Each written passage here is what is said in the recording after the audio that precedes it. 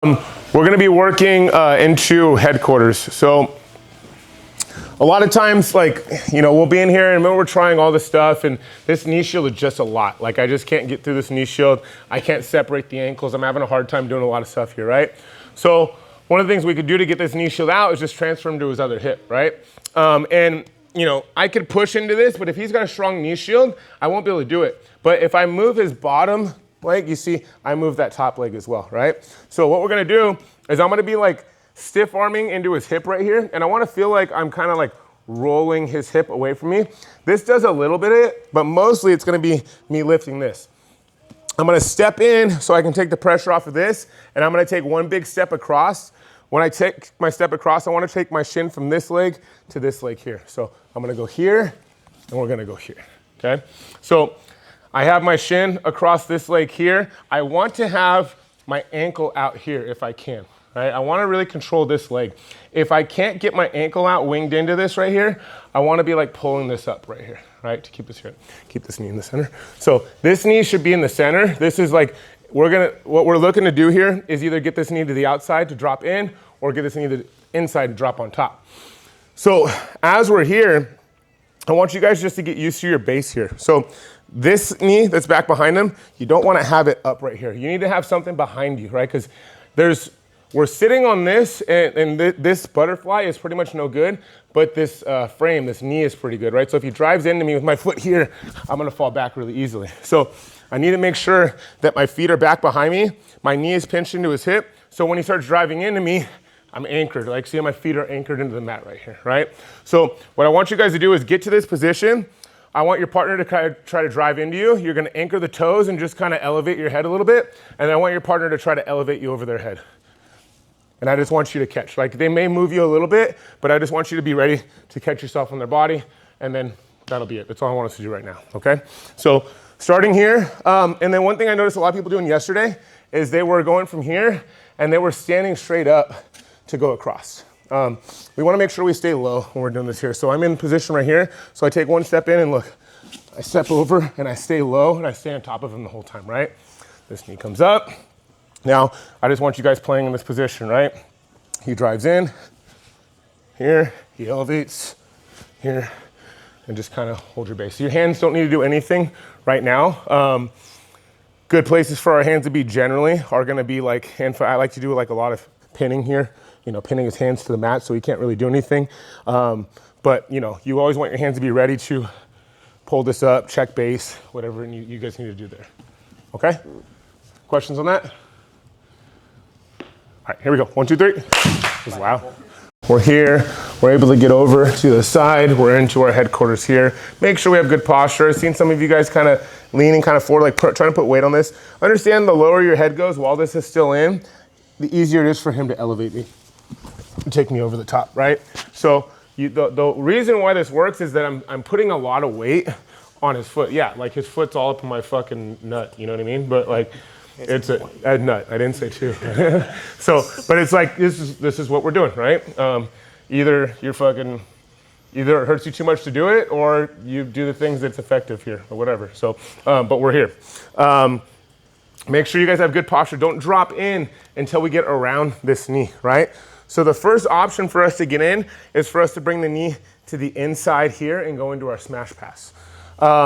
This is probably the least likely of what could happen, but I like to threaten it because when I threaten it, it forces him to open it, and then I can get inside, and we'll get to that after.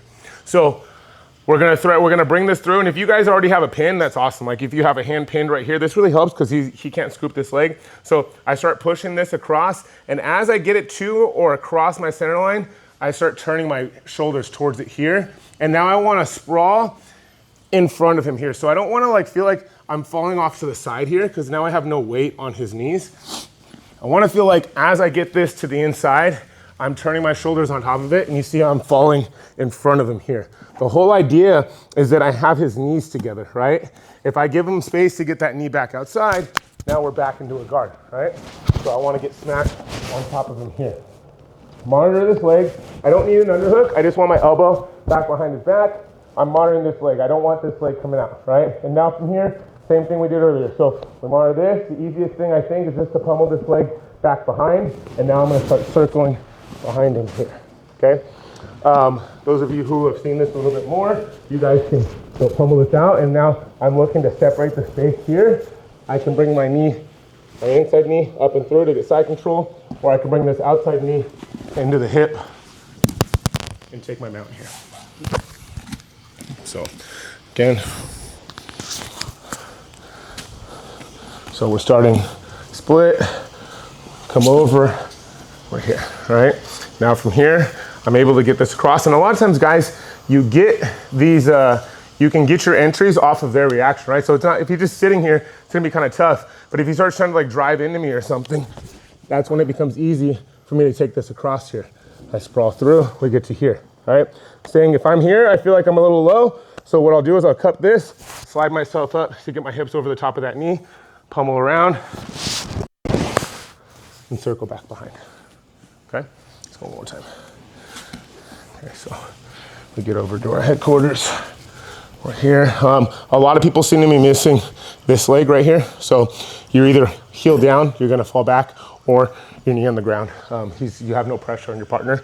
So make sure that knee is into your partner's hip right here. You're on your toes. You know, you can kind of even drive into your partner a little bit, wait for them to drive back. As they drive back, bring this across, settle in, bring yourself into position, pummel, circle back. Okay? Questions? All right, here we go. 1, 2, 3. We're here, we're already in headquarters, right? So we got a position we're in. So like I said, if people are, you know, have much experience, it's gonna be hard to get them to bring this leg across, right? So I see a lot of us, we're drilling this way, but I know it's just, you guys are drilling. It's easy to be lazy while you guys are drilling, right? But when we're rolling, none of you fucking do this to me, because I would be smash passing a lot more of you if you did.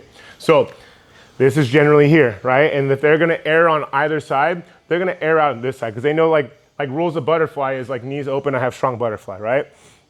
So I'm gonna start pushing this across in this direction, and he's not gonna let me, even if it's not like a big move and he just starts opening up in the other direction, and I'm just gonna pop this open and drop my chest inside of it right here. That's all I care about. I get here first. I don't even look for my upper body connections. I get in here, and once I get in, I draw my elbow back into this here, okay? I don't want this underhook. When I used to do this, I used to always try to get up to underhook and it would get me out of position. What I want is I either want the near side underhook or I want the crossface here. And if I get this crossface, this is my preferred, I want my finger in the armpit and I'm pulling him back this way. Are you okay? Yeah. Your neck, okay. Yeah. So I wanna pull him back this way here. Now, we're gonna backstep here. The only reason why we're able to backstep without getting into any trouble is because of this pin, the crossface and my leg pinning here, right?